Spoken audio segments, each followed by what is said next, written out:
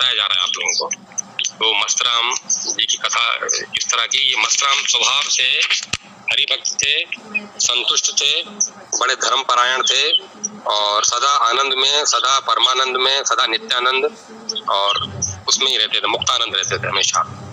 कोई दुख तकलीफ होते भी उनको छू नहीं पाती थी। उन चीजों को सामान्य भगवान की माया समझ के अपना जीवन गुजर बसर कर रहे थे। धर्म परायण थे, स्वभाव से दानी थे और बड़े सबको प्रेम देने वाले। और किसी के द्वारा कुछ कटु वचन सुन भी लिए तो उनका प्रतिकार नहीं करना, उनको गलत प्रत्युत्तर नहीं देना। बड़े धर्मनिष्ठ थे और धर्म का मर्म, जो धर्म का मूल है, दया, प्रेम और क्षमा, इसका भली भांति पालन करते थे। जो दया के पात्र उन पर दया करते थे, जो प्रेम के पात्र उन पर प्रेम करते थे और जो क्षमा के योग्य हैं उन पर क्षमा करते थे। प्राय इसी व्रत का धारण करके अपने जीवन का गुजर बसर कर रहे थे। उनका नाम था, उनको अपन आत्माराम के नाम से बोलेंगे, अपन संबोधन उनका आत्माराम जी से करेंगे। तो आत्माराम जी इतने अच्छे व्यवहार के थे कि नगरवासी उनको देखकर भी उनके नाम के उदाहरण बन गए थे कि यार अपन थोड़े दुख में भगवान को अपना क्रोध प्रकट करते हैं या भगवान से दुख व्यक्त करवाते हैं, उनको अवहेलना करते हैं और उनको अपनी प्रार्थना करते हैं कि हमें ये दुख से बचाओ, कि भगवान आपको हम ही मिले थे, हमें ये दुख दे दिया, हमसे ये दे दिया, हमसे वो ले दिया, मतलब बुलाना देते थे भगवान को इन सब चीजों का। तो वो बिल्कुल संतुष्ट जीव थे और बिल्कुल संतोषी थे। उनको इस तरह की चीजें नहीं उनके साथ उनको छू पाती थी। तो इस तरह की एक उदाहरण बन गया था कि बनना हो तो आत्माराम जी जैसे बनो। सदा आनंद रहते, सदा प्रसन्नचित रहते थे, ना आए खुशी न जाए गम। इस तरह से ये मेरे शब्द हैं, इस तरह से था कि हाजिर में उज्जत नहीं, गैर में तलाश नहीं। वो सदा मस्त रहने वाले और सबके ऊपर प्रेम भाव और समदृष्ट थे। खुशी हो तो ज्यादा खुश नहीं होना, दुख नहीं मनाना, मतलब उसको भगवान की माया समझ के स्वीकार करना, इस तरह से थे। और जिस नगर में ये रहते थे, उस नगर में उस राज्य के जो राजा थे, एक बार उस नगर में उनका आना हुआ। तो उनके आने का प्रयोजन ये था कि जो राज्य है मेरा, जिस राज्य में मेरे जो प्रजावासी है, प्रजाजन है, उनसे मिलूं, उनके दुख दर्द के बारे में जानूं और उनसे साथ बैठ के चर्चा विचारणा बातचीत करूं। राजा भी धर्मज्ञ थे, राजा भी अच्छे थे। ये तो वो उस नगर में आए, सब नगर वासियों से पूछा और जब नगर वासियों से उनके कष्ट के लिए, उनके कुशल क्षेम के लिए पूछा तो सबने अपने अपने बातें बताई अपनी तरह से। तो कहीं न कहीं सबकी बातों में सुख तो था ही था, कुछ दुख की झलक भी थी, कुछ तकलीफों की झलक भी थी। किसी ने कुछ अपने धन के अभाव या संतानों के तरफ से या शारीरिक पीड़ा की तरफ से या जो उनको तकलीफें थी, उन सब तकलीफों का उन्होंने उनके सामने गान किया और उनको बताया, उनसे अवगत करवाया। क्योंकि अब जो तकलीफ दूर करे उस तकलीफ सुनाता ही आदमी की इनको सुना से मेरी तकलीफ ये दूर करने वाले हैं। तो वेद से रोग को नहीं छुपाना चाहिए। तो इसीलिए वो राजा जो था वो पिता, प्रजापालक जो होता है वो पिता के रूप में होता है, वेद के रूप में होता है। तो हर तरह से उन्होंने उसको अपनी बातें बताई।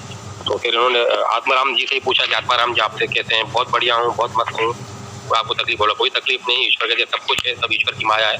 मतलब उन्होंने जो संसारिक उनसे प्रश्न किए गए उनका उन्होंने उसी तरह से उत्तर दिया कि सब प्रभु की माया है, मैं पूरी तरह संतुष्ट हूँ, खुश हूँ, मैं कोई तकलीफ नहीं है। राजा को इसमें हुआ कि इस नगर में किसी न किसी को कुछ न कुछ थोड़ी बहुत तकलीफ है, सुख तो अपार है, साथ में कहीं न कहीं दुख का भी है मौजूदगी, दुख की मौजूदगी। लेकिन ये एक ऐसे जीव हैं, हमें संतुष्ट ठीक है होगा। तो इनके परिवार वालों से मिले तो इनके परिवार में सब छोटे से लेके बड़े तक सब आत्मसंतुष्ट जीव, सब संतुष्ट, बिल्कुल खुशी से लदे हुए, बिल्कुल लबरेज खुशी से, हंसी से, और कोई उनके ऊपर चिंता की लकीर नहीं, उनके चेहरे पे जरा भी शिकन नहीं। तो राजा को मिलके बहुत खुशी हुई और आत्माराम जी से मिलके सब ऐसे खुश हो जाते थे। कुछ अपने भी जीवन में ऐसे लोग आते हैं कि इनको देख के अपन कभी गम भूल जाते हैं, अपने कभी विचार में भी हो, छोटे बच्चे अपने पास आ जाते हैं, उनकी मनमोहक मुस्कान को देख के कैसे अपन उन पे मोहित हो जाते हैं और अपनी चीजों को भूल जाते हैं थोड़ी देर के लिए। तो समझो कि वो छोटे बालक की जो मुस्कान होगी, तो ऐसे इनका जीवन था, ऐसे उनका मुस्कान था, ऐसे उनकी करनी थी, कथनी थी, उनके वर्तन व्यवहार थे, जैसे उनकी वाणी थी। मतलब मैं शब्दों से बांधना चाहूँ तो मैं बांध नहीं पाऊंगा उन शब्दों से। कल भी मैंने काफी संज्ञाएं दी थी आपको, जो मैंने आधी कथा सुनाई थी, लेकिन बात के मर्म वही है, थोड़े शब्दों में हेरफेर होगा लेकिन चीज में परिवर्तन नहीं है। क्योंकि ये कपोल कल्पित कल्पना नहीं है, ये जो हो गुजरी वो बातें बता रहा हूँ मैं आपको। ये कोई कवि की कल्पना नहीं है, ये उनकी जीवनियां है, प्रभु भक्तों की, हरि भक्तों की, जो हरिजनों की ये बातें हैं, उनका जीवन है, उनके जीवन के अंश जो मैं आपको जो मुझे बताया गया मैं आपको बता रहा हूँ। तो राजा फिर जब उन सबसे मिल के अपने नगर में गए, मंत्री वो साथ में आए थे, कुछ मंत्री उनके वहाँ भी थे, तो राज दरबार में बैठ के सब मंत्री चर्चा वर्चा की और उनको बताया कि यहाँ पे गए, वहाँ पे ऐसा ऐसा हुआ।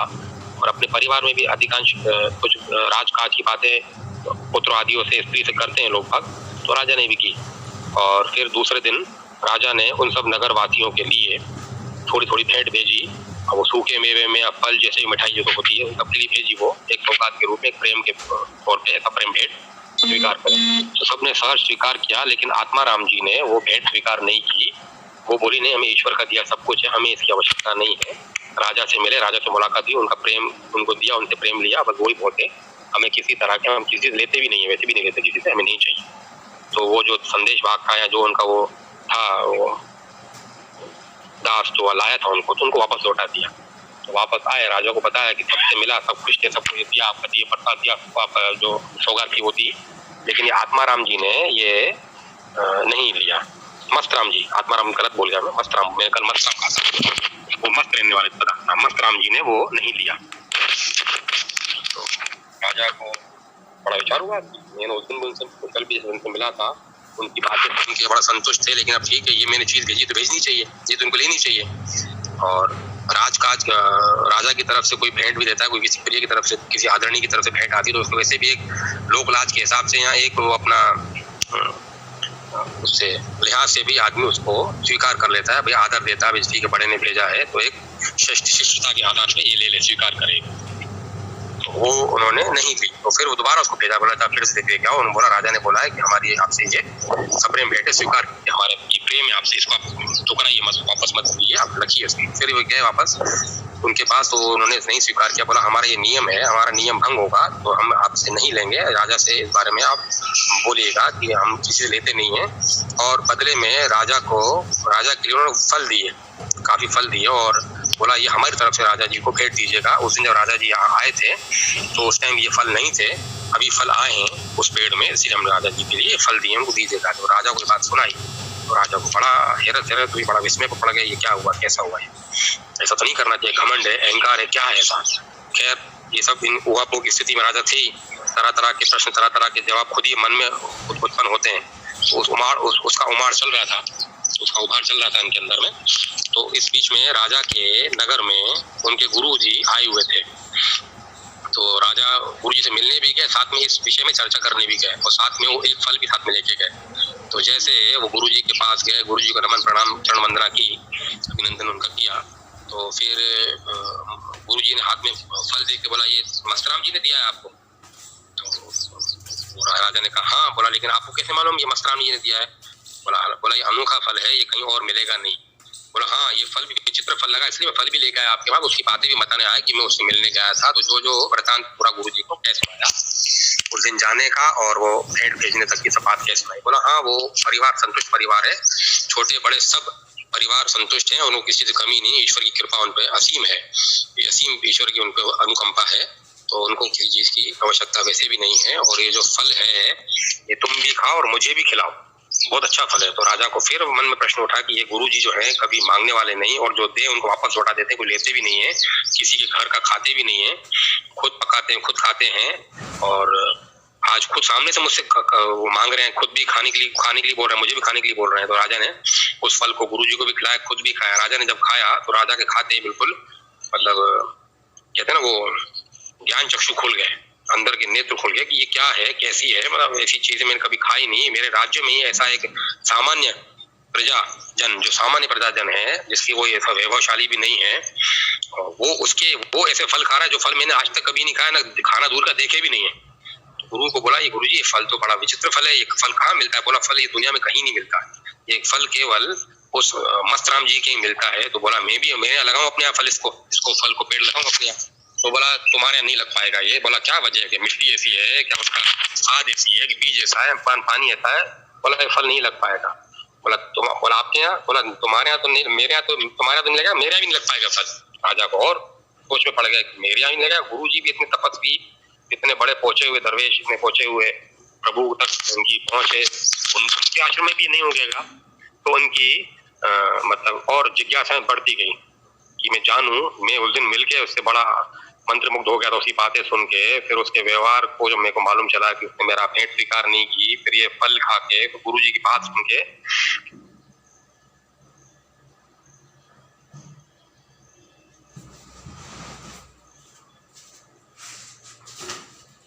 गुरु जी ने भी वो फल मांग के गुरु जी ने खाया उनसे। तो राजा की तो आश्चर्य की सीमा नहीं रही कि ये ऐसा फल मैंने कभी जीवन में खाया नहीं है, इतना इतना मधुर, इतना स्वादिष्ट कि मैंने कभी खाया नहीं। तो लोग खाया नहीं मैंने कभी ऐसा। तो गुरु जी से जानना चाहा कि ये फल कहाँ मिलेगा, कैसे मिलेगा, क्या मैं इसको अपने यहाँ लगाऊं? तो बोला नहीं, ये तुम्हें कहीं नहीं मिलेगा, ये केवल मस्तराम जी का ही मिलेगा और तुम्हारे यहाँ भी नहीं हो पाएगा। बोला क्या वहाँ मिट्टी ऐसी है, खाद ऐसी है, बीज ऐसा है कि जल ऐसा है, क्या ऐसा रहता? बोला नहीं, वो नहीं हो पाएगा, संसार में ये तुम्हें फल कहीं देखने को भी नहीं मिलेगा, ये फल केवल मस्तराम जी क्या होता है। बोला आपके यहाँ क्या है? बोला नहीं, तुम्हारे यहाँ तो क्या, मेरे यहाँ तो क्या, तुम्हारे यहाँ, तुम्हारा तो मेरा भी नहीं लगेगा फल, और मेरे यहाँ तो क्या, तुम्हारे भी नहीं लगेगा, कहीं फल नहीं लगेगा। तो राजा की आश्चर्य की सीमा बढ़ती जा रही थी, वो बिल्कुल उनका लेवल और बढ़ता चला जा रहा था कि क्या हो रहा है, हर चीज मुझे ऐसी अद्भुत देखने को, सुनने को मिल रही है जो कभी न सुनी न कभी देखी। तो फिर गुरुजी ने बोला ये फल और कितने रखे हैं? बोला और फल रखे हुए हैं। तो बोला और फल रखे हुए हैं तो कुछ मेरे यहाँ भेज दो, तो मेरे शिष्य भी फल खाएंगे ये। और बोला फिर मुझे इनके बारे में और जानना है, कैसे जानूं इनके बारे में? तो बोला इनके बारे में अगर जानना है तो इनके पास जाओ, इनके साथ बैठो उठो, इनके वर्तन वाणी, इनके व्यवहार को देखो, इनके चाल चलन को, इनके कामों को देखो, तब देख के तुम्हें समझ में आएगा और उनके साथ बैठो। बोला इनको बोला? बोला इनको नहीं बोला, इनको वहीं जाओ, उनके पास जाओ, और जब जाओ तो सामान्य बन के जाना, राजा बन के मत जाना, राज वेश में मत जाना, बिल्कुल सामान्य वेश में जाना इनके पास, और लाव लश्कर लेके मत जाना। और वैसे बोला मैं भी 4-5 दिन में जाने वाला हूँ, अगर तुम उस समय आना चाहो तो बोले उस समय आ जाना।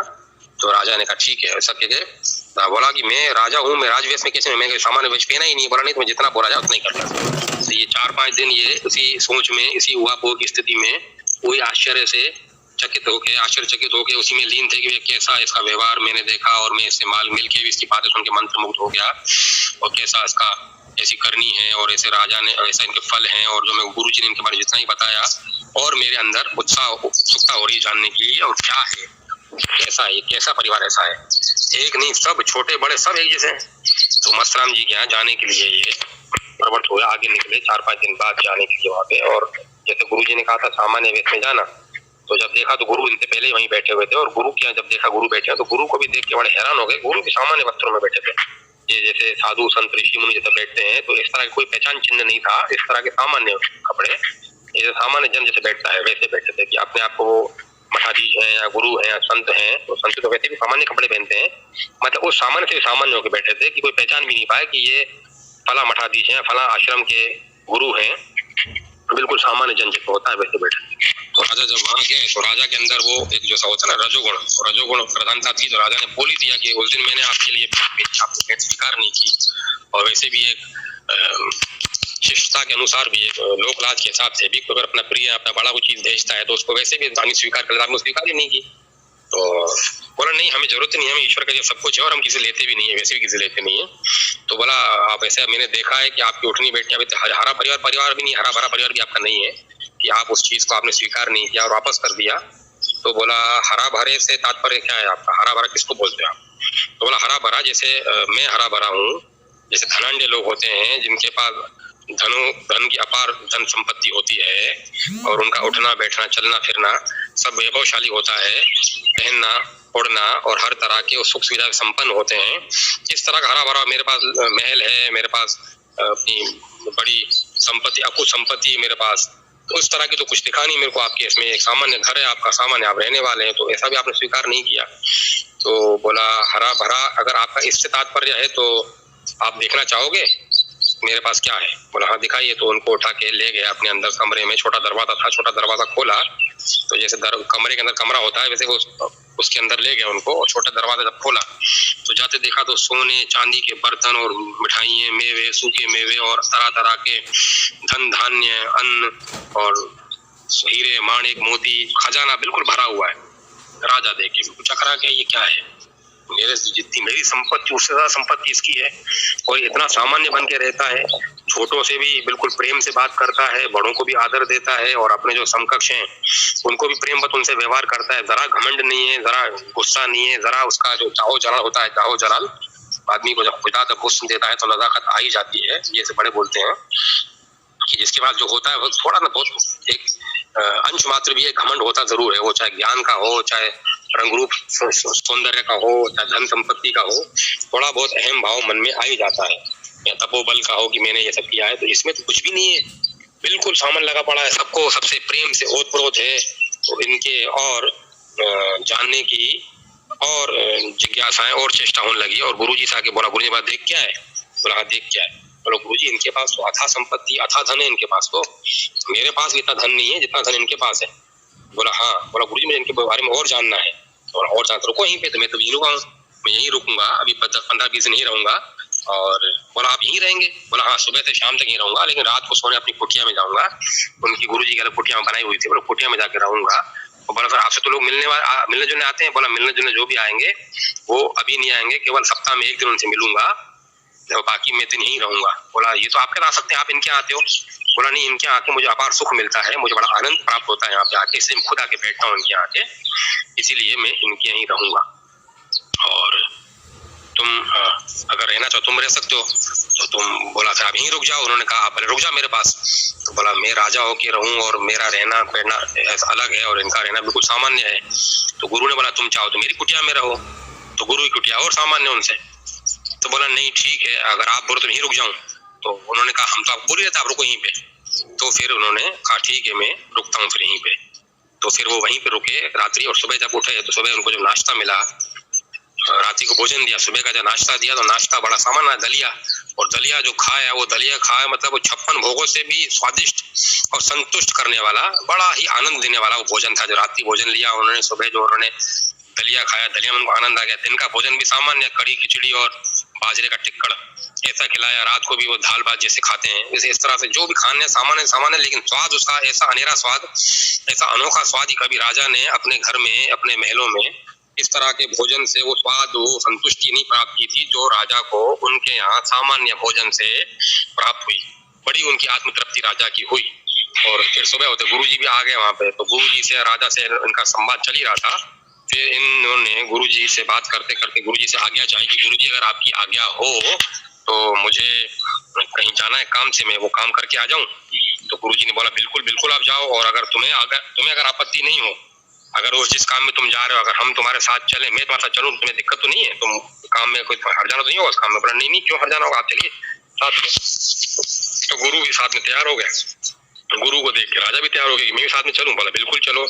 तो ये एक स्थान पे इन्होंने एक स्थान बना रखा था जहाँ पे रोगियों की ये सेवा करते थे, दुखियों की सेवा करते थे, परेशानों की सेवा करते थे और बड़े प्रेम से, बड़े चाव से सेवा करते थे। न केवल ये, इनके परिवार वाले भी सेवा करते थे। और इन्होंने अपने परिवार में क्रमशः अलग अलग क्रमवार वो ड्यूटी अनुसार उनके समय बांध रखे थे। इतने समय से तुम देखोगे। तो वो आए तो फिर ये जाए तो दूसरा आए। तो बड़ा सबको आदर सत्कार देते हुए प्रेम से उन दुखियों के दुख के निवारण के लिए उनकी सेवा करते थे। तो राजा ने देख के सर पे हाथ रख दिया कि इस तरह की भी व्यवस्था हमारे राज्य में है और इस नगर में है, कभी मेरे को इसकी खबर नहीं चली, कभी किसी नगरवासी ने मुझे नहीं बताया। खैर ठीक है। तो राजा ने धीरे से इनको बोला, गुरुजी को बोला कि गुरुजी इनका क्या कारोबार क्या है? सामान्य तो रहते हैं, इनका खाना पीना ऐसा है कि बड़ा संतुष्ट करने वाला है, सामान्य खाना पीना, सामान्य जीना करना है। और ये जिस तरह का आश्रम चलाते हैं तो इनकी आजीविका का साधन क्या है? बोला रहो साथ में, देखो तुम्हें दिखेगा। तो फिर आके बैठे। तो बोला कि आप कल से हमारे साथ बैठे हैं और आज वो फिर वहां अपने काम में, फिर वहां तल्लीनता से वहां लीन हो गए। अब फिर आपका काम में हर जाना तो हो रहा होगा काम में? बोला नहीं तो हर जाना नहीं, काम में मैं काम करने जाऊंगा अभी। तो फिर उनको वापस अपने घर पे ले आए। एक अलग जगह उन्होंने व्यवस्था कर रखी थी, वहां पे वो धोने पत्तल बनाते थे। तो देखा ये धोने पत्तल बर्तन बना रहे हैं। और न केवल ये, उनके घर के छोटे बड़े भी इस काम में लगे हुए थे। बोला आपका इसका व्यवसाय है, इसको इस्तेमाल करते हैं, ये बनाते हैं आप? बोला हाँ ये बनाता हूँ मैं, इसको मैं अपने परिवार में इस्तेमाल करता हूँ। और वो जो दुखियों के लिए जो वहाँ पे आश्रम बना रखा है, जो उनके रोगियों की जो रोगालय बना रखा है, जो चिकित्सालय बना रखा है चिकित्सा देने के लिए, वहाँ पे उनमें वहाँ भेज देता हूँ। और वो जो बचती है फिर उसके अलावा मैंने हमारा एक आश्रम और है, मतलब मैंने तो मैं बोल रहा हूँ, ऐसा उनका मैं बना तो उनके अंदर था ही नहीं कि जो कर रहा है प्रभु कर रहा है। बोला वहाँ पे एक ऐसी व्यवस्था है प्रभु की माया से, प्रभु की कृपा से, वहाँ पे अन्य क्षेत्र चलता है सबको खाना खिलाते हैं, अभी वहां जाएंगे हम। तो फिर वो जब जाने लगे, गुरुजी से आज्ञा मांगी, गुरुजी मैं जाना है, तो गुरुजी मैं चलो चलो। अब राजा भी हो लिए। जब देखा तो वहाँ बड़ी कतारों कतार बैठी हैं, जिनके यहाँ पे अन्न की उपलब्धता नहीं है, जो बेचारे दीनहीन हैं, गरीब हैं, जिनको समय पे खाना भी उपलब्ध नहीं हो पाता है, तो उनके लिए वहां पे उन्होंने अन्न क्षेत्र चला रखा था, जिसको राम रोटी बोलते हैं। सबको खाना खिला रहे थे, बड़े चाव से, बड़े प्रेम से, तिरस्कृत भाव से नहीं कि वैसे बिठा दिया कतार में और फटाफट थाली में परोसते गए चलते गए, और जैसे काम खत्म करना है, काम खत्म करना तो काम नहीं है, उसको बड़े आदर सत्कार से, जैसे सगे संबंधियों को, अतिथियों को, देवताओं को या समधियों को जैसे भोजन आदि कराता है, भगवान के भोग लगाता है, उसी चाव से, उसी आदर सत्कार से उनके परिवार वाले भी बड़े मनुहार करके, ये भी लीजिए, ये भी खाइए, बड़ा संतुष्ट किया, उनको तृप्त किया। राजा की तो हर पल हर घड़ी ऐसी ऐसी चीजों को देखने को मिल रही थी कि उसकी मतलब सोच विचार से परे की चीजें थी, कोई सीमा ही नहीं थी उन चीजों की।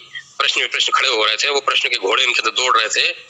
और तो फिर गुरुजी को बोला, गुरुजी ये तो जो आपने कहा कि आप देखोगे साथ में, मैं काम करता हूँ, ये जो काम कर रहे हैं तो पूरा काम बांट दे रहे हैं, जो बना रहे हैं दोने पत्थर वो सब बांट दिया उन्होंने, इनको आजीविका का साधन क्या है इनका?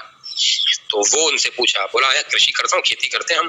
फिर तीसरे दिन ये फिर वो अपने खेतों में गए, और खेतों में भी गए तो इस तरह से नहीं जैसे जमींदार होता है, कोई बड़ा साहूकार सेठ होता है कि आके पेड़ की छांव में या छतरी लगा के बैठ गया और घोड़े पे आए और दूसरे लोग आके नौकर चाकर कोई पांव दबा रहा, कोई पंखा चला रहा, इस तरह से नहीं। जैसे सामान्य किसान आके काम करता है, साथ में मजदूरों में खड़े होकर कभी काट रहे हैं फसल को, कभी पानी देना है या दवा मतलब खाद डालना है, उस तरह से वो उनके साथ ही रम गए काम में। राजा ने धीरे से पूछा कि आपकी जमीन कितनी है, आपकी खेती बाड़ी कितनी है? तो बोला हाँ ठीक है, गुजारे लायक है, ईश्वर की कृपा है, ईश्वर की कृपा से गुजारे लायक बहुत जमीन है, काफी जमीन है। बताया नहीं उन्होंने अपनी जमीन कितनी है, इस पे उन्होंने नहीं बताया, लेकिन राजा ने, गुरु ने बता दिया कि तुम्हारी नजर कहाँ तक जा रही है? बोला मेरी नजर वहां तक जा रही है, और सामने जो पेड़ दिख रहा है वहां तक। बोला इससे 10 गुना आगे है इनकी जमीन, ऐसी 10 गुना इनकी जमीन है। तो राजा तो हक्का बक्का रह गया, इतने बड़े संपत्ति के मालिक, इतने अथाह धन दौलत के स्वामी, और अंदर इतना खजाना पड़ा है, इतनी इनकी धन संपत्ति, इतनी इनकी जमीन की संपत्ति, जिसको बोलते हैं ना लैंड बैंक, इनको इतनी है, इतनी जमीनें इनको है। उसके बाद भी सामान्य रहना, संतुष्ट रहना और मस्त रहना, न किसी को कष्ट देना, न किसी को कष्ट पहुंचाना, और न किसी से गलत वचन, कटु वचन बोलना। राजा बहुत खुश हुए, बहुत आत्मसंतुष्ट हुए, और राजा कुछ दिन वहां पर रहे, और कुछ दिन या 5 दिन रहे करीब वहां पे, 4-5 दिन रहे। फिर राजा ने वहां से अपनी राजधानी का रुख किया और घर को आए। और घर को जब आए तो उन्होंने उनको वहां और फल भी दिए परिवार वालों के लिए, और फल ले जाओ। और जब आए तो उन्होंने आके अपनी धर्म पत्नी से बातें की और अपनी बच्चियों को बताया, तो वो भी, उनके अंदर भी उत्सुकता हुई कि हम भी ऐसे परिवार से मिले और जैसे उनके महापुरुष के दर्शन करें, उनके पास जाएं।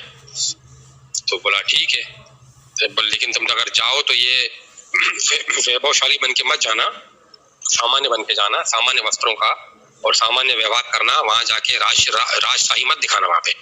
तो बोला ठीक है, जैसा आपने बोला। तो रानी तो जो कहते हैं ना, चाय से गर्म चाय की केटली होती है, और फिर अफसर से ज्यादा गर्मी अफसर के बच्चों में, उसकी धर्म पत्नी होती, घरवाली में होती है। तो एक तो राजा और राजा की धर्म पत्नी, सोचा फिर कितना पावर होगा।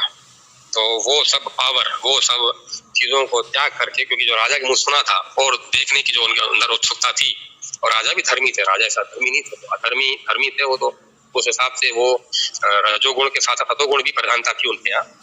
तो उनकी धर्म पत्नी फिर अपनी बच्चियों को साथ में लेके वहां जाना चाहा, तो उससे पहले बोला रुको, पहले मैं उनसे पूछ लूं।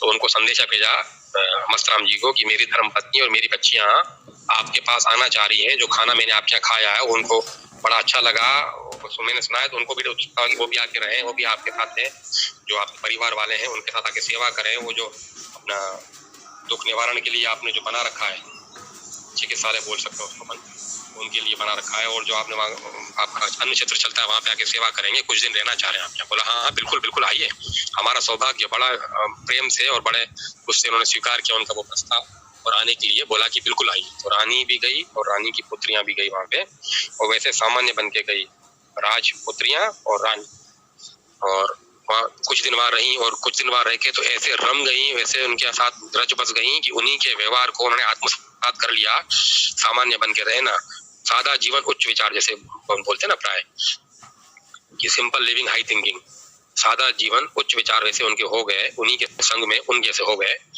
और साथ साथ में जो बहन बेटियां वहाँ थी तो उनकी बहन बेटियों से मिले तो वैसे ही उनका खाना बनाना भी सीख गए कि कैसे खाना बनाते हैं, तो उसी तरह खाना भी सीख गए और उनकी सेवा भाव भी सीख गए।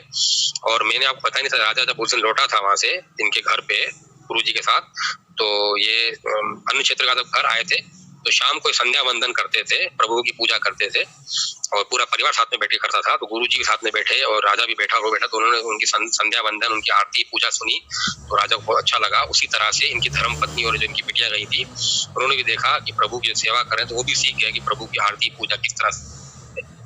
तो उन सब गुण संपन्नता से वापस अपने राजमहल में आई और राजा को बोला कि वो मैं सब सीख के आई हूँ, आपने जिस खाने की तारीफ की तो वो खाना मैं बना के खिलाऊंगी, मैं सब सीख गई हूँ खाना बनाना। और अच्छा, तो उसी तरह से उन्होंने राजा को खाना खिलाया और वो राजा ने बोला कि अब ये वस्त्र बदलो अपने वस्त्र, अब यहाँ आ गई वो वस्त्र, बोला नहीं अब हम ऐसे ही रहेंगे।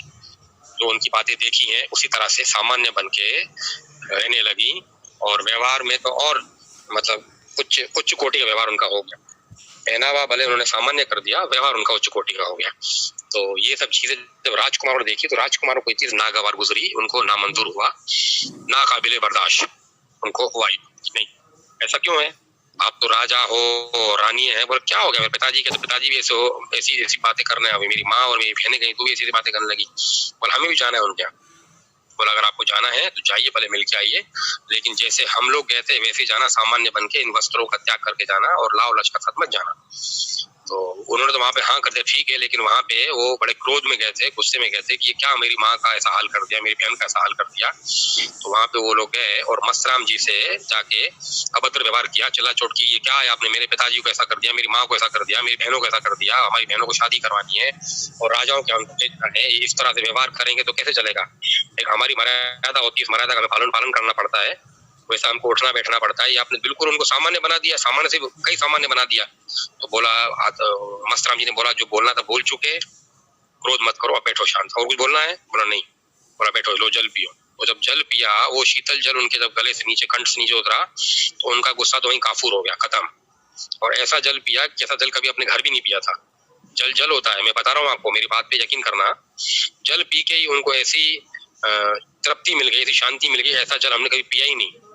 फिर वो रहे, रात को खाना खाया, खाना खा के और मस्त हो गए। तो वो भी वहां पे 4-5-6 दिन और रहे वहां पे, और वे भी उन जैसे ही हो गए जैसे राजा और रानी और उनकी बच्चियां हो गई थी।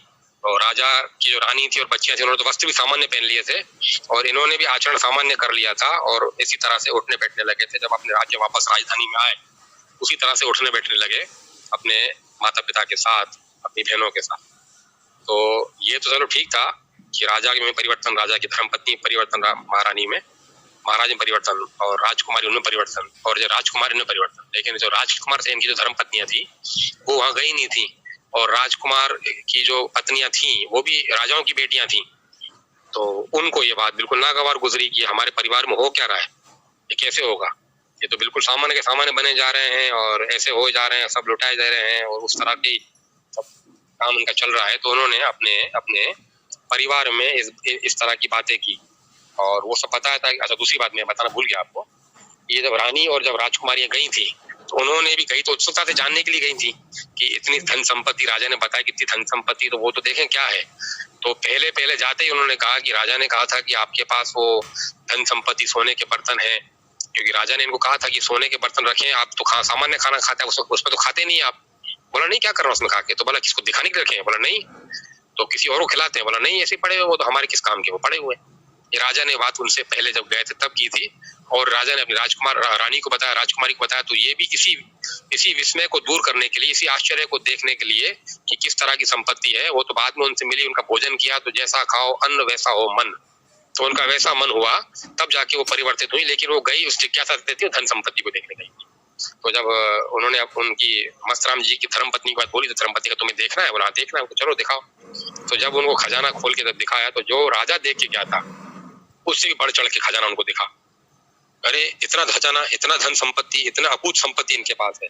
और ये आके राजा को बताया कि राजा जो जो आपने वर्णन किया था उससे तो कई गुना अधिक इनके पास खजाना है।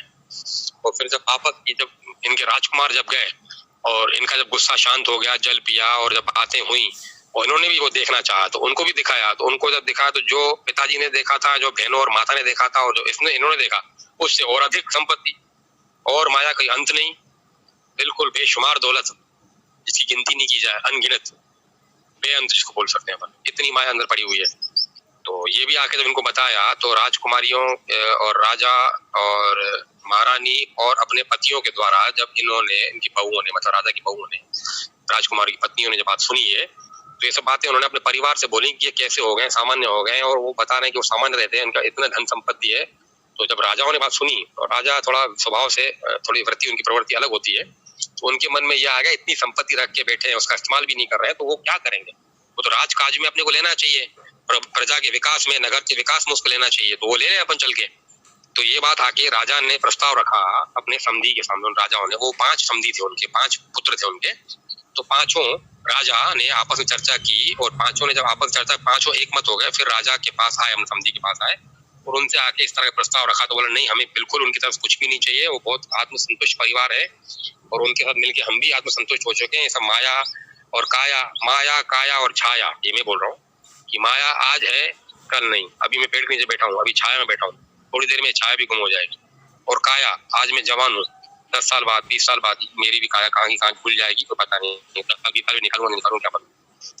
तो ये कुल मिला के ये कहा गया है कि माया काया छाया सब एक समान होती है, इस पे गर्व नहीं करना चाहिए, इसका घमंड नहीं करना चाहिए, और इसके मध्य में आके गलत काम नहीं करना चाहिए। गलत काम तो वैसे भी नहीं करना चाहिए, लेकिन ये मध्य में जब आता है ना, आदमी उन्मुक्त हो जाता है, तो वो गलत कर ही बैठता है। जहाँ पावर है वहाँ करप्शन अधिकांश हो जाता है। जिस बाबू की कलम चलती है वही तो पैसे लेता है, जहाँ पावर होगा वही तो करप्शन करेगा। इसलिए पावर का अपना दुरुपयोग नहीं करना चाहिए। तो खैर राजा ने जो समझाई थी उनको कि इस तरह से नहीं करो आप, तो लेकिन राजाओं ने फिर अपने दामादों को बोला, उनके दामादों ने भी एक ही सुर से बोला कि, एक ही पर बोला कि ऐसा नहीं, अगर आप नहीं करते हो तो हम करें, फिर हम वहां आक्रमण करें। बोला आप आक्रमण करोगे? बोला वो हमारा राज्य है, हमारा राज्य में आप आक्रमण करोगे तो हम सामने खड़े होंगे, और आक्रमण नहीं भी करो तो उनसे अगर दुर्व्यवहार भी करोगे तो उनके सामने हम, उनके साथ हम खड़े होंगे, आपके उनके आगे आपको हमारा सामना करना पड़ेगा। तो ये पांचों राजाओं ने समधी का तो मान कर रखा, बोला बुद्धि तो भ्रष्ट हो गई है, चलो अपन चलते हैं यहाँ से। ये पांचों राजा वापस अपने घर को लौट आए, और आपस में उन्होंने मंत्रणा की, अपन विचार विमर्श किया कि क्यों ना अपन ऐसा करें कि अपने अपने राज्य से, क्योंकि जो मिलेगा अपन आपस में समान रूप से बांटेंगे। तो अपने अपने राज्य से जो मल्ल युद्ध में बिल्कुल संपन्न होते हैं, पारंगत होते हैं, समर्थ होते हैं, ऐसे वीरों को भेजे इनके यहाँ, जो इनका अन्न क्षेत्र चलता है वहीं रहे, वहीं अन्न खाएं, तो समय चलते इनके यहाँ जितनी संपत्ति सब चुरा के ले आए और आपस में बांट लेंगे। तो ऐसा करके इन्होंने अपने अपने राज्य से 25-25 ऐसे योद्धाओं को भेजा, वेशधारी अलग वेश करके भेजा, छदम रूप लेके भेजा उनको। तो ये 125 वहां पे गए, और जब उस क्षेत्र में गए तो हालांकि उनके लिए नए चेहरे थे, उनके लिए उन्होंने जरा भी पूछा नहीं कि आप लोग कौन हैं, आपको कभी देखा नहीं, आप कहाँ से आए, कोई नहीं। जो आया वो ईश्वर का रूप है, आए कि अल्लाह जरूर समझो। तो अतिथि देवो भव, देव के रूप में आए हैं, इनको अच्छे से भोजन करवाया और तरफ करवाया। उन्होंने भोजन क्या किया, वो भोजन था अमृत था, औषधि थी, या मन को बदलने की ऐसी रीति थी। उन्होंने 1 बार भोजन किया, 2 बार भोजन किया, 2-3-4 बार भोजन अलग अलग करते रहे समय में, और जैसे जैसे उनका अन्न खाया वैसे वैसे उनका मन पवित्र हो गया, और उस चीज से परिवर्तित होके वो बड़ा पवित्र हो गया उनका मन।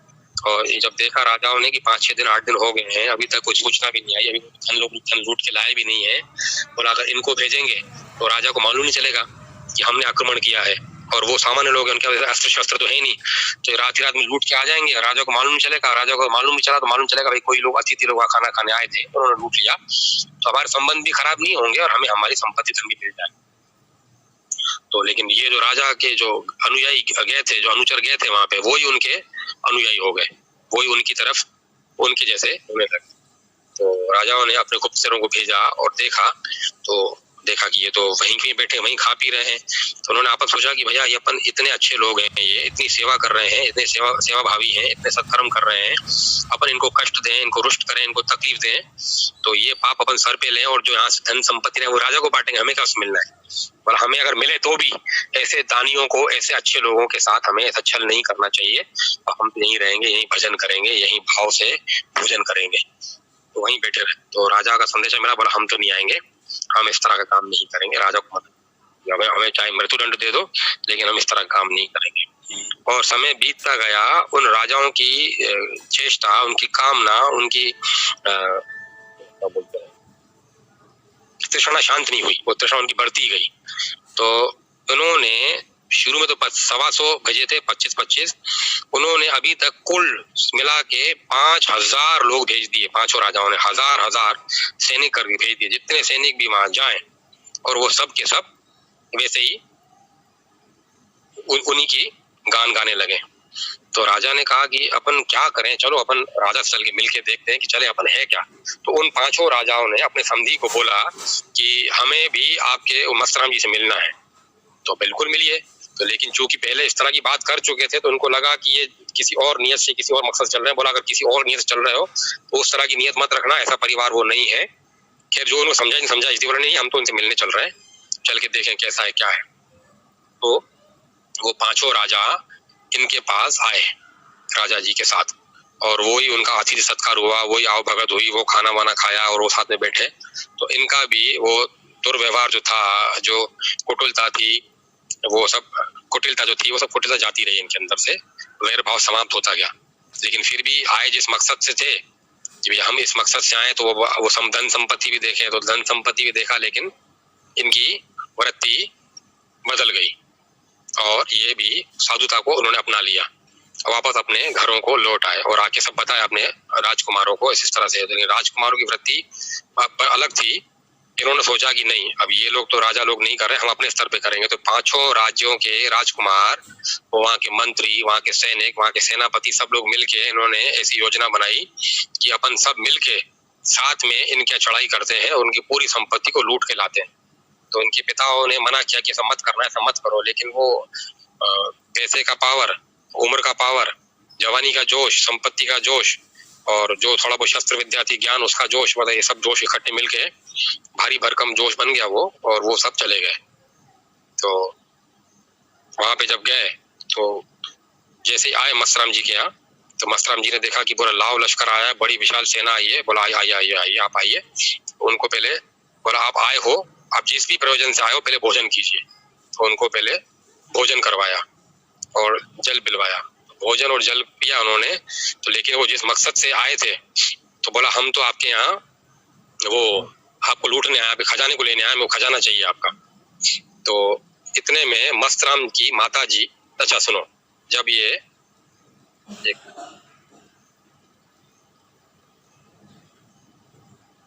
जब ये 5 राजा आए थे ना पहले उनसे मिलने, राजकुमार से जब 5 राजा आए थे, तो वो भी कुटिलता से ही आए थे, वो उनकी योजनाबद्ध तरीके से आए थे और देखना चाह रहे थे। तब जब 5 राजा आए थे तो उस टाइम मस्तराम जी की माता जी अंदर से निकल आई। बोला तुम फला राजा हो? बोला हाँ। बोला तुम फला राजा हो? बोला हाँ। तो इन्होंने सोचा कि ये फला राजा बोल रहे हैं, फला राज्य का नाम बता रहे हैं, ये कभी अपने राज्य से बाहर तो जाते नगर से आ जाते नहीं है, जिस तरह का इनका उठना बैठना है, हमें पहचान लिया, इसकी क्या वजह है? आज तक अभी तक जितनी भी मैं कथा सुनाई मस्तराम जी की माता जी के बारे में नहीं सुनाया। तो मस्तराम जी की माता जी ने बोला कि तुम वो राजा हो। तो इनको लगा कि ठीक है, हमने जो सैनिक भेजे थे छुपा के यहाँ पे, उन्होंने बता दिया होगा शायद इनको कि हमने भेजा है, और उन्होंने हमें आगे देख लिया होगा, तो पहचान गए होंगे ये फला फला राजा है, तो उन्होंने आगे उनकी माँ को बता दिया होगा।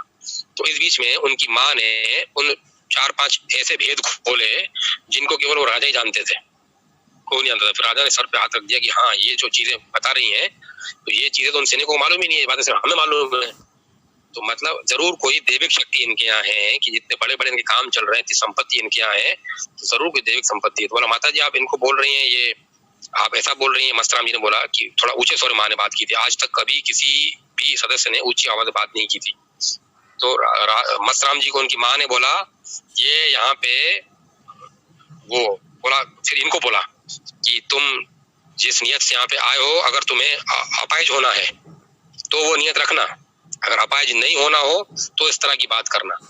और इससे पहले जब ये राजा 5 आने वाले थे ना यहाँ पे, जब योजना बना के, क्योंकि इनके सब सैनिक विफल हो गए थे, 5000 सैनिक पूरे विफल हो गए थे, तो जब आ रहे थे तो इनके गुरु वहां आ गए थे इनके राज्य में। तो उन्होंने गुरु जी से चर्चा की थी, गुरु ऐसी ऐसी बात है और हम ऐसा करना चाहते थे। और गुरु जी ने बोला ऐसा बिल्कुल मत करना, बोला वो बहुत महान, बहुत पवित्र परिवार है, बहुत अच्छे कामों में लीन है, ऐसा मत करना। जितने सामान्य, जितने अच्छे दिखते हैं, सामान्य भी हैं, अच्छे भी हैं, लेकिन अगर तुमने कुछ गलत किया तो उनसे भी बुरा कोई नहीं होगा। फिर ऐसा मत करना। तो गुरु की भी आज्ञा को तिरस्कार करके फिर अपने समधी से उनसे मिलने की चेष्टा करके मिलने गए, और उनको भोजन जब करने बैठे तब उनकी माता जी, मस्तराम जी की माता जी निकल के जब उनका सब नाम लिया, सब बताया, तो बोला तुम जिस नियत से आए हो हम ये भी जानते हैं। बोला माता जी आप कैसे जानते हो कि हम ये हैं, और आप हमारी सब बातें जान गई। बोला मैं सब जानती हूँ, और तुम जिस नियत से आओ मैं वो भी नियत तुम्हारी जानती हूँ, तुम जिस नियत से आओ। तो मस्तराम जी ने बोला कि माता जी गुस्से में, बोला माता जी क्रोध मत कीजिए, माता जी क्रोध मत कीजिए। बोला इनको बैठने दीजिए, भोजन कीजिए। तो बोला मैं बेटे जैसी नहीं हूँ, मुझे ऐसा मत समझना कि मैं मस्तराम की तरह हूँ। ऐसा अगर जरा भी तुमने किया ना, अगर अपंग होना हो तुम्हें, अगर विकलांग होना हो तुम्हें, तो ये ऐसी हरकत करना, नहीं तो ऐसा तुम्हारा फिर अच्छा नहीं होगा ये। तो राजा चुप हो गए। तो मस्तराम जी ने उनको बोला नहीं नहीं मैं आपसे क्षमा चाहता हूँ, मैं आपसे माफी चाहता हूँ, मेरी माता जी का दुर्व्यवहार देख के मैं क्षमा चाहता हूँ, आप नाराज मत होइएगा, आप दिल में दुख मत कीजिएगा। तो बोला नहीं कोई जरूरत नहीं है इनसे क्षमा मांगने की। तो बोला माँ ऐसा नहीं करते, अपना अतिथि अपने घर में आया है, बड़े दया भावी थे, अतिथि अपने घर में आया तो उनको जाने नहीं थे। बोला आप दिन में आए, आप रात का भी भोजन करके जाइए। तो जब रात का भोजन किया तो जो उनकी वृत्ति हुई तो वृत्ति इनकी ओर जाती रही, और दूसरा देखा तो रात को वो रुके, उनकी वृत्ति जाती रही। वो बड़े प्रसन्नचित हो गए थे, और साथ में उसी टाइम उनके वो जो गुरु जिन्होंने मना किया था, संयोग से देव योग से वो भी वहीं आ गए थे। उन्होंने बोला कि हमने आपको मना किया था कि आप इनके पास मत जाना, और इस नियत ये नियत लेके मत जाना। अगर ये नियत लेके जाओगे तो तुम्हारे अच्छा नहीं होगा। ये अगर अच्छे हैं तो बहुत अच्छे हैं, और अगर तुम्हें अपना अंत तुम्हारा बुरा अपना करवाना हो तो ये फिर उतने बुरे भी हैं। ये ऐसा मत करना इनके साथ। लेकिन तुमने हमारी आज्ञा का पालन नहीं किया, और आज ऐसा परिवार आज तक कभी इन्होंने किसी से तू करके बड़ी आवाज से बात नहीं किया, आज इनको तुमने कष्ट पहुंचाया। इनकी माता जी ने तुमसे इस तरह से बात की है, और मस्तराम जी को भी काफी पीड़ा हुई है माता जी का व्यवहार देख के कि माता जी तुमसे इस तरह से बात कर रही हैं। तो अब से हमने तुम्हारा परित्याग कर दिया, तुम्हारा त्याग कर दिया। अब न तुम हमारे शिष्य हो, न हम तुम्हारे गुरु हैं। लेकिन वो रात को जो भोजन उन्होंने किया उनके शिष्यों ने, मतलब 5 राजाओं ने, उनकी वृत्ति बदल चुकी थी, और वो वापस अपनी राजधानी को लौटे, और बड़े पशेमान होके, बड़े शर्मिंदा होके लौटे, और आके अपनी पूरा वृतांत अपने परिवार को सुनाया। ये सुन के और बोला हमें हमारे गुरु ने भी छोड़ दिया है, हमारी इस बात से लेके नाराज हो गया, हमें गुरु ने छोड़ दिया है। लेकिन जो राजा के राजकुमार थे वो क्रोध में आ गए थे, और ये चढ़ाई करने पहुंच ही गए। तो अब आगे बताते चुका था मैं आपको कि वहां पहुंचा तो मस्तराम जी ने उनको जल पिलाया और खाना खिलाया, और इस बीच में बोला हम तो आपके यहाँ लूटने की नियत से आए हैं, हमें वो खजाना चाहिए। अच्छा, इस बीच में राजा जब आए थे पहले 5 जिनको मस्तराम की माता जी ने चिल्लाया था, तो मस्तराम जी ने कहा कि माता जी नाराज मत होइए, अपने अतिथि हैं। और राजाओं को बोला था मस्तराम जी ने कि आपको कुछ चाहिए हो, अगर आपके पास धन संपत्ति खुट गई हो, अगर आप बिल्कुल दीनहीन हो गए हो, तो जो आप मांगोगे मैं आपको दूंगा, जो चाहिए ले जाओ यहाँ से। यदि आप दीनहीन हो, यदि आपकी संपत्ति नहीं हो, यदि आप दरिद्र हो चुके हो, तो ले जाओ भले यहाँ से। ऐसा ऐसी उदारता भी दिखाई मस्तराम जी ने। लेकिन अब राजा शर्मिंदा हो चुके थे, रात का जब भोजन किया तो दूसरे भोजन में उनका मन पवित्र हो चुका था। और इस बीच में मस्तराम जी ने उनको जब भोजन करवाया, उनके राजकुमारों को, उनके लाव लश्कर सबको बिठा के अच्छे से खाना खिलाया, सबको आनंद करवाया। तो अभी एक भोजन ही किया था उन्होंने, तो वृत्ति अभी पूरी तरह बदली नहीं थी, अपने उसी जोश में आए थे। तो बोला हम तो आप लूटने के लिए आए हैं, आप हमें सामान चाहिए और संपत्ति हमें चाहिए। तो मस्तराम जी ने बोला कि आप जितने लोग भी यहाँ खड़े हो, अब मस्तराम जी का रूप देखो, अभी तक तो सामान्य थे, अब मस्तराम जी अपने उस बात में आए हैं। बोला जिस को अंधा होना हो वो आगे आ जाओ, तो अपने शस्त्र लेके आना। जिसको बोला ये तो बिल्कुल निशस्त्र खड़े हैं मस्तराम जी, ये कैसे हमको मारेंगे, कैसे हमको अंधा करेंगे। तो बोला जिसको अंधा हो, ये जोश में थे पूरे 5 राजा के पुत्र, तो उनमें से कुछ पुत्र आए, कुछ सैनिक आए, कुछ सेनापति आए। तो बोला प्रभु इनकी इच्छा पूरी कीजिए। तो इतना कहना और सट्ट से कहना और सट्ट से अंधे, सबके सब अंधे हो गए। तो अब बोला अब आप में से किस किस को लूला लंगड़ा होना है वो आगे आ जाओ। तो गरम जोश था, घबराहट तो हो गई थी, पूरी खलबली मच गई थी उस दल में, जितने दल बल के साथ आए थे वो पूरा दल बल थोड़ा घबरा हो गया था। लेकिन अब जोश में थोड़ा राजा के सामने, राजकुमार सामने तो छोटी चाटुकारिता करने की, चापलूसी करने के लिए भी आदमी थोड़ा दिखाया, जिसको ईगो बोलते हैं। उस ईगो में भी आदमी वो सब काम कर बैठता है, उस घमंड में चूर होके भी आदमी वो कर बैठता है। तो कुछ विश्वास में से भी आ गया है। तो बोला प्रभु इनकी इच्छा पूरी कीजिए, इनको लूला लंगड़ा होना है। तो वहीं से इनका कहना हो लूला लंगड़ा होना। तो इस बीच में जो राजाओं को मालूम चला कि हमारे राजकुमार जा चुके हैं उनके यहाँ, तो ये भी फटाफट वहां से 5 राजा आए। तो 5 राजा जब आए तो उन्होंने प्रवचन सुना कि इस तरह से इन्होंने खाना खिलाया है, इनको समझाया है, और ये आके मस्तराम जी ने इनको बोला कि अंधा कौन होना चाहता है और कौन लूला लंगड़ा होना चाहता है, कि हमारे पुत्रों को, हमारे सैनिकों को अंधा लूला लंगड़ा कर दिया उन्होंने। वो चुपचाप खड़े रहे।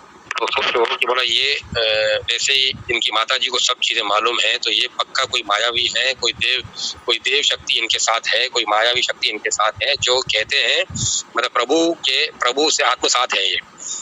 मतलब ये इनका कहना नहीं हुआ कि प्रभु करना नहीं हुआ, इनके मुंह से जो वचन निकला प्रभु ने तुरंत कर दिया। सचन संतन के ठाणे ठाणे ये फुल इत्यादि आए, वचन कटनता मुख सा देखो देखे ईश्वर ना मोटा है। ये भजन है सुंदराम जी का, जो मुंह से वचन निकाला सट से निकलते ही वो बात पूरी। तो वैसे ही हो गया। तो इतने में मस्तराम जी की माता जी आ गई और माता जी ने बड़ा दुख प्रकट किया कि तुमने मस्तराम ये क्या किया है, तुमने क्यों किया ये? मैं तो इनको डरा रही थी, मैं थोड़ी इनको अपाइज कर रही थी, मैं तो इनको चेता रही थी, डरा रही थी। मैं ऐसा नहीं किया, तुमने ऐसा क्यों कर दिया, तुमने ये गलत किया। उनकी माँ की आंख में आंसू आ गया, माँ की आंख में आंसू आ गया। तो माता जी मैंने नहीं किया ऐसा, मैं तो बिल्कुल किसी को कष्ट नहीं पहुंचाता, इनकी ऐसी इच्छा थी तो प्रभु ने ऐसा किया है। बोला नहीं तुमने गलत किया, तुमने अगर ऐसा किया तो सही करवाओ इनको, प्रभु ने ऐसा किया है। पूरे प्रभु से प्रार्थना की, प्रभु मेरी माँ की इच्छा है, इनको तकलीफ हो रही है देख के, तो जो जैसा था उसकी आंखें वैसी आ जाए, जो जैसे तो उसके हाथ पांव वैसे आ जाए। तो वैसे ही हो गया। इन्होंने बोला, प्रभु ने सटाक से उनकी सब आंखें वापस, हाथ पांव वापस, सब वैसे खड़े हो। तो सब लोग बिल्कुल आश्चर्यचकित हो गया। मतलब जब ये गुरु के पास जो इनके आए थे समधी से पहले एक रुकने आए थे, तो ये जब दूसरे दिन जब गुरु के आश्रम में, गुरु की कुटिया में मिलने गए थे, जब उन्होंने देखा कि वो अपने रोगियों के निवारण के लिए, उनके दुख के निवारण के लिए उन्होंने बना रखा है, तो वो तो उनके गुरु के पांव पकड़ लिए। गुरु जी मेरे आश्चर्य की सीमा नहीं है, मैं रोज इनके नई नई चीज देख रहा हूँ, ये क्या है, ये कौन है, ये कैसे है, मुझे हमें बताइए, हमें दिखाइए ये क्या है। और इसके बाद भी जब ये राजा, राजकुमार और राजा की रानी और राजा की पुत्रियां थी, जब वो यहाँ पे देखी गई थी, तो एक दिन खास गुरुजी का चल के गए जानने के लिए इस परिवार के बारे में हमें बताइए क्या है ये परिवार।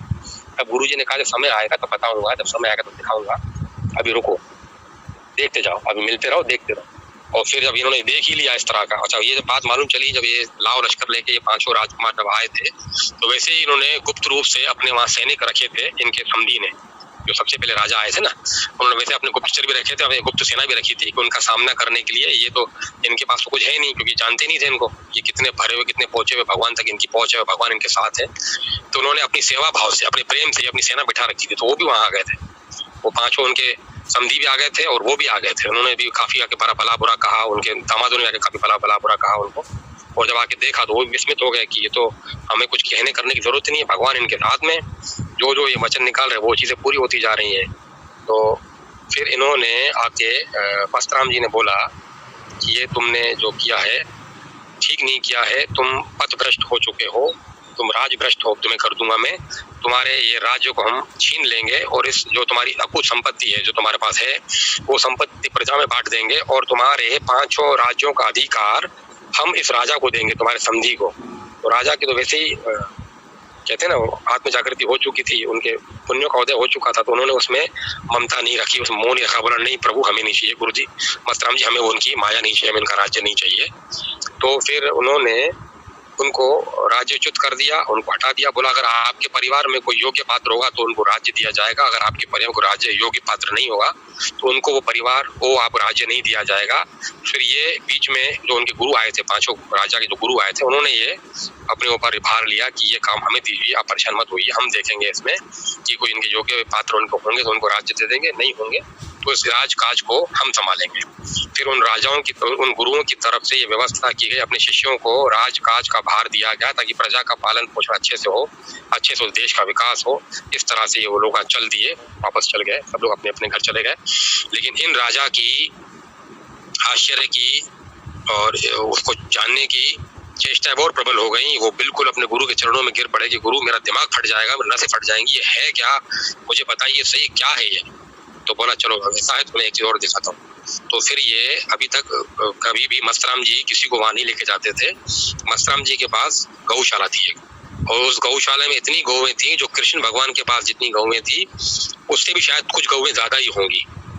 तो बोला इतनी गौओं की सेवा होती है, इतना उनका प्यार से उनको खिलाया पिलाया जाता है, सहलाया जाता है, उतनी गायों की सेवा, गायों की इतनी सेवा की जाती है कि जो सेवाएं इनकी कर रहे हैं, अतिथियों की कर रहे हैं, इनका भोजन करवा रहे हैं, जो दुखियों की सेवा कर रहे हैं, उससे भी कई गुना अधिक सेवा गायों की हो रही है। बोला है कौन ये? बोला ये जो है मस्तराम जी, ये भगवान कृष्ण के सखा हैं।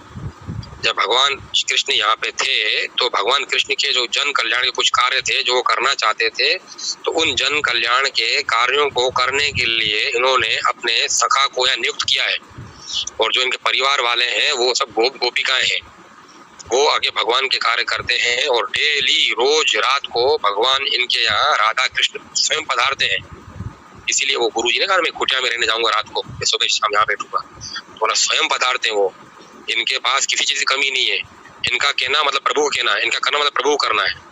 मतलब ये प्रभु के समान शक्तिमान है, जितना प्रभु ने इनको भर दिया है फिर भी इतने सामान्य रहते हैं। ये प्रभु के कार्य को करते हैं, प्रभु के काम के निमित्त मात्र ये यहाँ रुके हुए हैं। इसीलिए ये मैं आपको पहले भी कथा सुना चुका था, राधा माँ ने अपनी सखी भेजी थी, अगर किसी को याद हो तो। जब संत लोग आए थे वहाँ पे और अच्छा परिवार था, वहाँ गांव के सब लोग अच्छे थे और उसमें उन संतों की सत्कार करने के लिए एक परिवार आगे आया था, लेकिन उस परिवार में तो उस अच्छी सेवा की थी। और वो जो गांव में जहाँ गए थे वहाँ पर अकाल था और वर्षा नहीं होगी। तब आपको याद होगा वो बड़ी लंबी कथा थी। तब दूसरे बार में साध्वी माँ आई थी और उन ऋषियों ने जितनी भी प्रयास किया उन ऋषि विफल रहे और साध्वी माँ ने बोला कि आपके यहाँ संतान की उत्पत्ति होगी, संतान की आपको जब प्राप्ति होगी तो आपका दुख जाता रहेगा। तो वो राधा माँ की सखी थी जिन्होंने वो सब किया, वो उनकी बात सुनी। आज आपने श्री कृष्ण भगवान के सखा की बात सुनी। तो कृष्णचंद्र भगवान की जय, राधा कृष्ण की जय, गौ माता की जय, समग्र राधे कृष्ण दरबार की जय, सब गोपिकाओं की जय, प्रभु के उन सखाओं की जय, आज के आनंद की जय।